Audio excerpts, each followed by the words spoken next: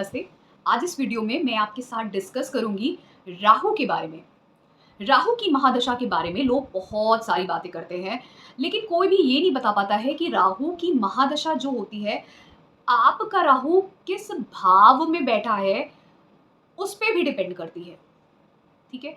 आपका लग्न क्या है, उस पे भी डिपेंड करती है। आपकी चंद्र राशि क्या है, वहां से राहु किधर बैठा है, उस पे भी डिपेंड करती है। तो राहु महादशा के बारे में बहुत सारे लोग बहुत सारी बातें बताते हैं, लेकिन याद रखिए, पहले तो आप देखिए राहु आपका D1 चार्ट में कहाँ पे है, फिर देखिए राहु आपका D9 चार्ट में किधर गया है। ठीक है, अभी पहले मैं D1 चार्ट में देखती हूँ, क्योंकि राहु के बारे में जब हम बताना शुरू करें ना, तो बातें खत्म नहीं होंगी। अब एक छोटी सी चीज मैं बोलती हूँ, अगर D1 चार्ट में देखें, सपोज करिए, मैं अभी राहु कहाँ पे प्लेस्ड है उसके बारे में नहीं बात करती हूँ, आपकी मंगल की महादशा अच्छी गई। ठीक है, अच्छी गई, आपने अच्छा किया उस समय मंगल की महादशा में, तो आप ये मान के चलिए कहीं ना कहीं राहु की महादशा आपको खराब फल दे सकती है, इसके इंडिकेशन है, या फिर मिश्रित फल दे सकती है, मिक्स्ड रिजल्ट्स। लेकिन सपोज करिए मंगल की महादशा ने आपको बहुत परेशान किया, बहुत परेशान, तो राहु की महादशा आपको बहुत अच्छा रिजल्ट देगी। अब इसको ऐसे समझते हैं, सपोज करिए आपके मेष लग्न है, एरीज लग्न है, तो मेष लग्न के लिए जो लग्न के स्वामी बनते हैं वो बनते हैं मंगल। अब आपके लिए अगर राहु देव कहाँ कहाँ पे बैठे हो तो अच्छा रिजल्ट दे सकते हैं। ठीक है, राहु अभी आपके मार्केश के भाव में तो नहीं होने चाहिए, दूसरे और सप्तम भाव में तो नहीं होने चाहिए, क्योंकि आपके लग्न क्या है, मंगल का लग्न है। तीसरे भाव में आती है आपकी शत्रु की राशि, बुध देव की, यहाँ पे भी नहीं होना चाहिए मंगल देव को, छठे भाव में भी नहीं होना चाहिए, तो उपचय भाव में भी आपके लग्न के लिए नहीं होना चाहिए। चौथे भाव में देखें तो चौथे भाव में चंद्र की राशि आती है, ग्रहण लगा देंगे, मन परेशान कर देंगे, घर में माहौल खराब हो जाएगा। पंचम भाव में देखें तो सूर्य देव की राशि आती है, तो हाँ, यहाँ पे आपको हेरिडेटरी पोजीशन दिला देंगे पंचम भाव में अगर राहु देव हुए मेष लग्न के लिए। लेकिन कहाँ पे गड़बड़ कर देंगे, गड़बड़ कर देंगे आपका जो आपके बच्चों के साथ रिलेशन होगा, या आपके रिलेशनशिप होंगे, लव रिलेशनशिप, पढ़ाई होगी, वो डिस्टर्ब हो जाएगी। लेकिन आपको एक वक्त ऐसा होगा जहाँ पे आपका स्टेटस, मतलब नेम फेम दिला देंगे। हो सकता है आप एक बहुत बड़े स्टार हों किसी मीडिया में, या फिर कोई पॉलिटिशियन बन गए, या फिर मीडिया के स्टार होने के साथ साथ पॉलिटिशियन होने की कोई भी ऐसी पोजीशन मिल गई, जैसे पढ़ने में आप नहीं अच्छे थे, या फिर कुछ भी अचानक से ऐसा हुआ कि आप कॉम्पिटिटिव एग्जाम की, किसी गवर्नमेंट एग्जाम की तैयारी कर रहे थे, सडनली वो क्रैक हो गया और गवर्नमेंट पोजीशन पहुंच गए। स्कूल में नहीं अच्छे थे, कॉलेज में भी नहीं अच्छे थे, लव रिलेशनशिप तो कभी अच्छा चला ही नहीं आपका। ठीक है, लेकिन अचानक से कॉम्पिटिटिव एग्जाम देते देते देते देते एक दिन क्वालिफाई हो गया और आप बहुत ही बड़े लेवल पे गवर्नमेंट जॉब की पोजीशन पर पहुंच गए। That is shocking, that is Rahu in the 5th house. तो ये मेष लग्न वालों के लिए पंचम भाव में राहु आपको ये कर सकता है, लेकिन लव रिलेशनशिप खराब करेगा, एजुकेशन में कोई खास नहीं रहेंगे आप, और साथ में आपके बच्चों के साथ भी आपका रिलेशनशिप कोई खास नहीं रहेगा, अच्छा नहीं रहेगा। पहले तो बच्चे होने में थोड़ा प्रॉब्लम आएगा, IVF से हो सकते हैं या C सेक्शन से हो सकते हैं, कुछ इशू रहेगा, होने में कष्ट रहेंगे। फिर उसके बाद जब हो भी जाएंगे तो उनके साथ आपको थोड़ा जूझना पड़ेगा, डिफिकल्टी होगी। फिर अगर जैसे मैंने बोला छठे भाव में भी मेष लग्न वालों के लिए अच्छा रिजल्ट नहीं देंगे, शत्रु की राशि है, सप्तम भाव में भी देंगे नहीं, मार्केश भाव है, भले ही शुक्र देव का है लेकिन मार्केश है। अभी पहले आपको समझना चाहिए कहाँ का अच्छा दे सकते हैं किसी भी लग्न के लिए। फिर अब सोचिए अष्टम भाव में है राहु, यहाँ पे राशि आएगी मंगल देव की, फिर यहाँ पे अच्छा नहीं देंगे, नल। अभी मेष लग्न के लिए मैंने सिर्फ पंचम भाव बताया, उसमें भी मैंने सिर्फ एक चीज जो अच्छी बताई है, जो वो हो सकती है, बाकी सारी चीजें खराब होंगी। अष्टम भाव तक किसी भाव में ही अच्छा रिजल्ट नहीं। नवम भाव में चलते बृहस्पति देव की राशि।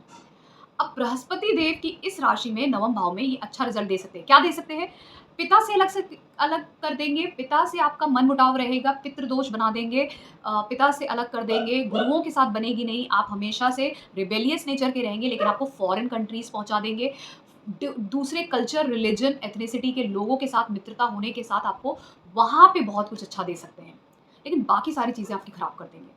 ठीक है, अब जब ये 10वें भाव या 11वें भाव में जाते हैं तो यहाँ पे ये शनि देव की राशि में आ जाते हैं, तो ये यहाँ पे अच्छा करेंगे 10वें और 11वें भाव में मेष लग्न के लिए।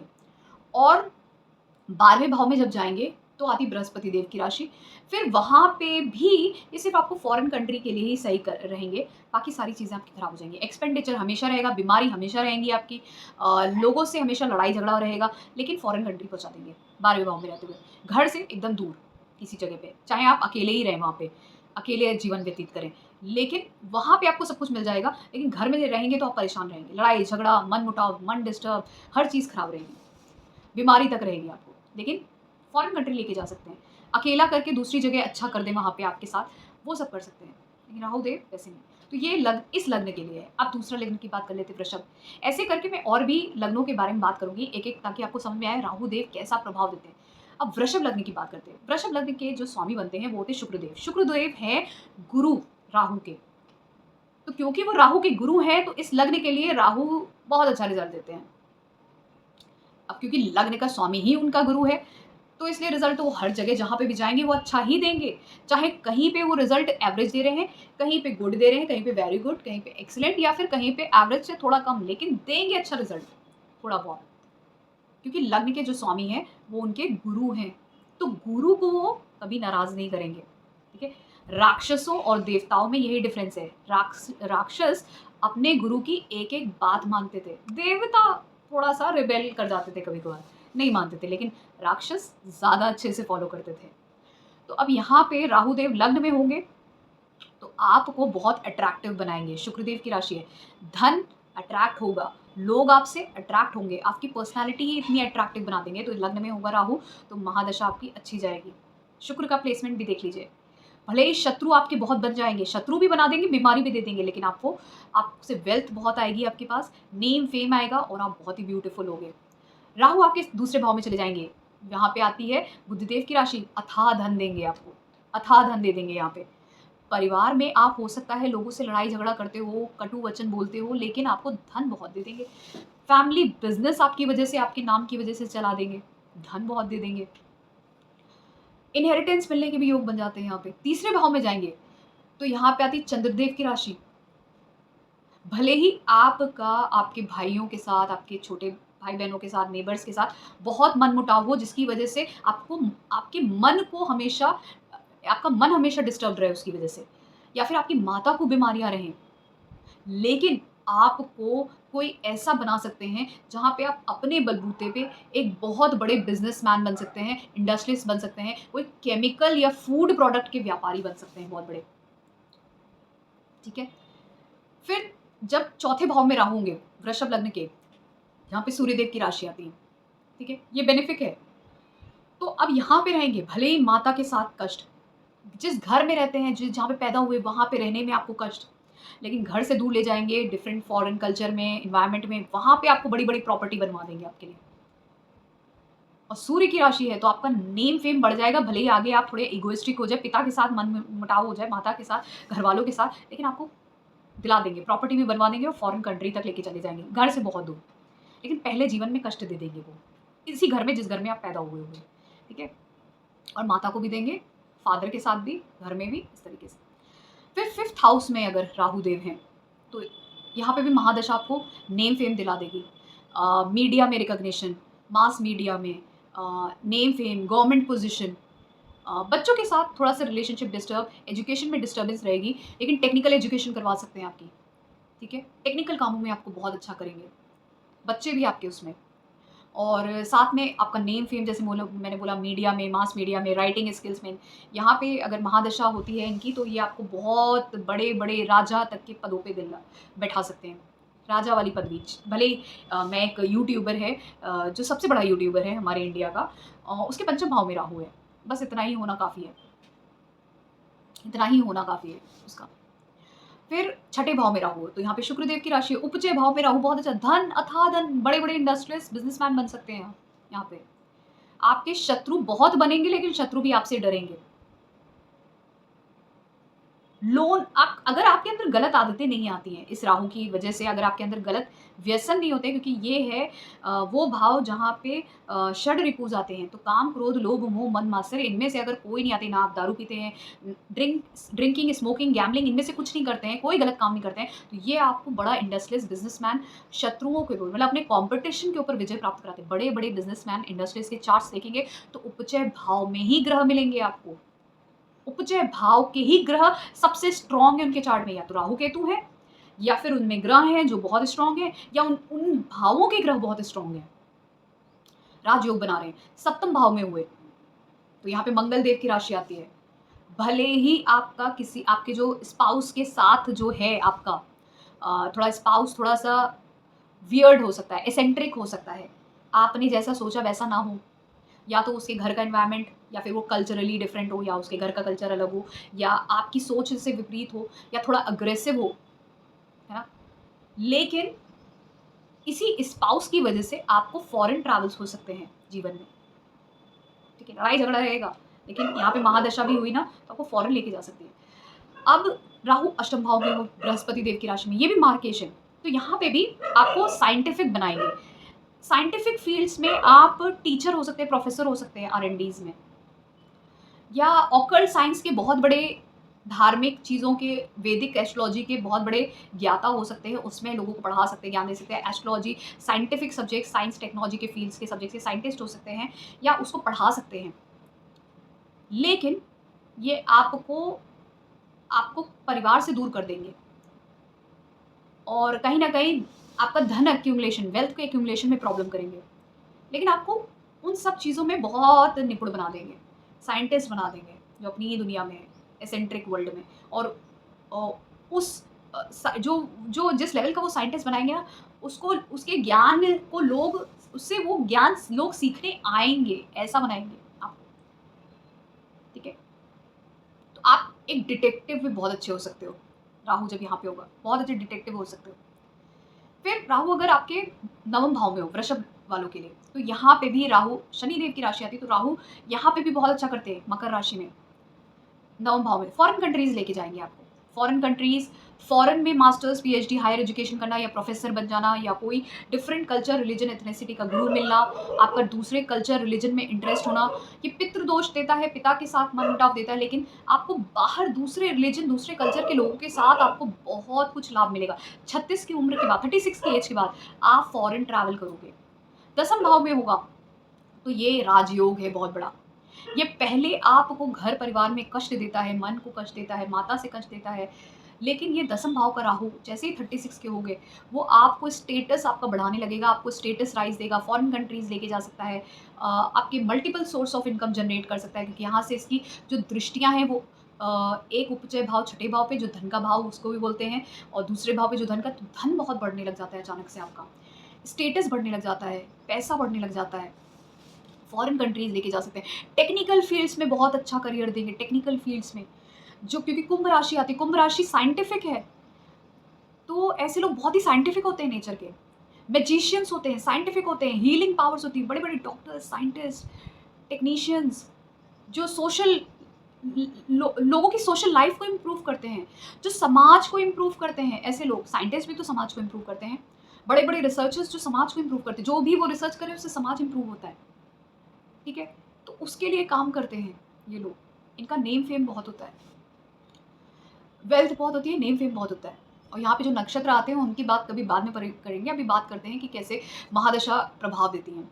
अब राहु अगर 11वें भाव में वृषभ लग्न के, तो यहाँ पे भी बहुत अच्छा उपचय भाव में, और वो भी अ, गुरु की राशि में। यहाँ पे आपको बहुत आपकी इच्छाओं को की पूर्ति करेगा, धन बहुत लाभ कराएगा। लेकिन कब? 36 की एज के बाद, 36 की एज के बाद धन लाभ होगा। मैरिज लेट होगी यहाँ पे, चाइल्ड बर्थ लेट होगा। एजुकेशन में स्टार्टिंग में प्रॉब्लम आएगी, चाइल्ड बर्थ, रिलेशनशिप, मैरिज में भी प्रॉब्लम आएगी, क्योंकि मैरिज लेट होगी। अगर हो भी जाती है तो इश्यूज़ होंगे, क्योंकि 36 के बाद आपकी रियल लाइफ स्टार्ट होगी, ठीक है? और आपकी 36 के बाद ही सारी इच्छाएँ पूर्ण होना शुरू होंगी, और धन देगा आपको, आपकी खुद की मेहनत का धन देगा ये, बहुत ज़्यादा। फिर उसके बाद 12वें भाव में हुआ, यहाँ पे मैंने जैसे बोला ये सप्तम भाव में भी मंगल देव की राशि आती है। तो जैसे मैंने बोला ये आपको अग्रेसिव बना सकता है। आपके स्पाउस को भी, आपको भी थोड़ा अग्रेसिव बना सकता है, लोगों से लड़ाई झगड़े करने वाला, बहुत ज़्यादा एक्सपेंडिचर करने वाला, लेकिन ये आपको फॉरेन कंट्रीज़ तक पहुँचा देगा, चाहे शादी के बाद। लेकिन फॉरेन कंट्री, या आपको खुद को स्वयं को, लेकिन फॉरेन कंट्रीज़ पहुँचा देगा, डिफरेंट स्टेट्स में या दूर घर से रहना, ऐसा कर देगा। लेकिन आपकी आदत बहुत ख़राब होगी, जैसे आप लड़ाई झगड़ा बहुत करते रहते होगे, कॉम्पिटिटिव बहुत होगे। तो ऐसे जगहों पे काम करना जहाँ पे आप आर्मी, नेवी और डिफेंस सर्विस, पुलिस सर्विस, ऐसी चीज़ों में आप बहुत अच्छा करोगे अगर आप करोगे तो, ठीक है? बाकी हो सकता है थोड़ा-सा आपके लिए डिफ़िकल्ट हो, लेकिन इन सब चीज़ों में यहाँ पे नींद भी बहुत डिस्टर्ब करेगा, ठीक है? तो जैसे मैंने बोला वृषभ लग्न के लिए राहुदेव अच्छा देंगे और मेष लग्न के लिए राहुदेव खराब देंगे, सिर्फ मैंने जो घर बताए वहाँ पे वो अच्छा देंगे।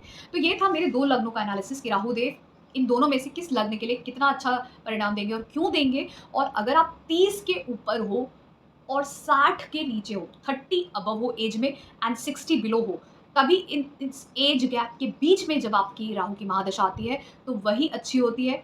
ध्यान रखिएगा, राहु जहाँ बैठा है उसको लग्न बना लीजिए और वहाँ से देखिए जितनी भी अंतरदशा के लॉर्ड हैं वो कहाँ पे प्लेस्ड हैं। वो 6, 8, 12 प्लेस्ड हैं तो खराब रिजल्ट देंगे आपको।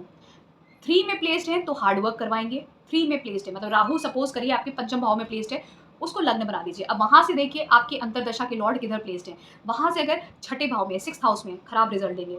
हो सकता है अगर वो वहाँ पे उच्च का है, मतलब एक्सॉल्टेड है अपने साइन में या फ्रेंडली साइन में, तो अच्छा रिजल्ट देगा, लेकिन खराब रिजल्ट भी देगा, मिक्स्ड देगा या उससे बेटर भी दे सकता है। 8th हाउस में है तो वहाँ पे भी सेम कंडीशन अप्लाई होगी, खराब रिजल्ट देगा, लेकिन अगर वो एक्सॉल्टेड है प्लैनेट अंतरदशा का, अपने साइन में है, ओन साइन में या फिर फ्रेंडली साइन में, तो अच्छा रिजल्ट देगा, लेकिन खराब भी देगा साथ में थोड़ा बहुत।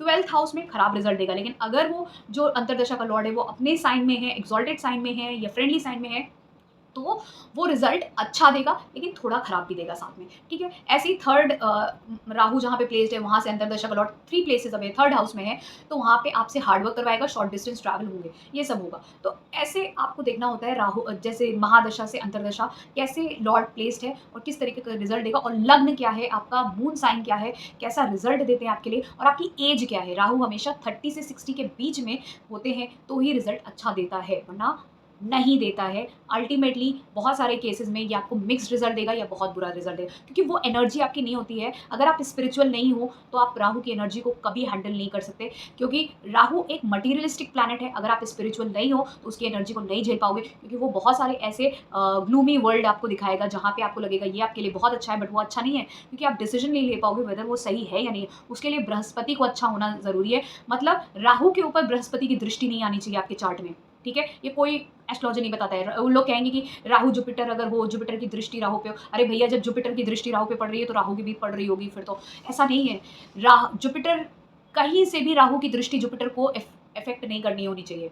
देन ओनली जुपिटर अगर आपका अच्छा प्लेस्ड है तो आपकी राहु की महादशा अच्छी जाएगी। राहु अगर जुपिटर को एफ्लिक्ट कर देता है, जितने भी इंटेलेक्ट प्लैनेट्स को राहु एफ्लिक्ट कर देता है जब भी अपनी दृष्टि से, तो आपकी बुद्धि मारी जाती है और राहु की महादशा में आप सारे गलत डिसीजन लेते हो। इसलिए कभी भी राहु की दृष्टि कोई भी इंटेलेक्ट प्लैनेट पे, चाहे वो जुपिटर हो, मरकरी हो, सन, ये सब इंटेलेक्ट के प्लैनेट्स हैं, इन पे नहीं होनी चाहिए कभी भी दृष्टि, एल्स वो उनको एफ्लिक्ट कर देता है। और आपकी जब बुद्धि मारी जाती है, जब आपकी बुद्धि भ्रष्ट होती है राहु की महादशा में, तो ये आपके साथ सारी गलत चीज़ें हो रही होती हैं और उसका रीज़न और कोई नहीं होता, आपके खुद के डिसीजंस होते हैं राहु की महादशा में। सारी मैंने अपनी लाइफ में राहु की महादशा में जब भी इंसान का डाउनफॉल देखा है, मैं रीज़न के साथ बहुत अलग वीडियो बनाऊंगी, लेकिन मैंने इसीलिए देखा है क्योंकि लोगों ने गलत डिसीजन लिए हैं। उनको बाद में रियलाइज़ हुआ है कि मैंने कितने गलत डिसीजन लिए, मैंने कितना गलत काम किया है। तो इसलिए कभी भी राहु आपके चार्ट में अगर आपके इंटेलेक्ट के प्लैनेट्स को एफ्लिक्ट कर रहा है तो आपको उसकी रेमेडी करनी चाहिए, या फिर उससे जुड़े हुए कर्मों को काटना चाहिए। और उससे जुड़े हुए कर्म कैसे करते हैं, जब आप उसके लिए क्षमा मांगते हो अपने पिछले जन्मों में किए हुए कर्मों की भगवान से, और जो भी उस ग्रह के कारक लोग हैं, जैसे सूर्य का कारक पिता होते, पिता से माफ़ी मांगे, मन से मांगे, दिल से मांगे। हो सकता है ये पिता ना हो, किसी और पूर्व जन्म के पिता हो, तो दिल से भगवान से आपको प्रार्थना करते हुए आंसू बहने चाहिए आपके। आपको सच में कष्ट होना चाहिए कि आपको गिल्टी फील हो रहा है तो आप क्षमा मांग रहे हो। ये रेमेडी होती है। रेमेडी वो नहीं होती आपने ये नदी में एक नारियल बहा दिया, आपने इतने पैसे खर्च करके पूजा करवा दी। रेमेडी ये होती है कारक ग्रहों के लिए आपको भगवान से क्षमा याचना मांगनी होती है, प्रार्थना करनी होती है, ये सब होता है। तो इस तरीके से आगे मैं और वीडियोस बनाऊंगी ताकि आपको क्लियर हो जाए कि कैसे राहु को देखना चाहिए और कैसा रिजल्ट देते हैं। थैंक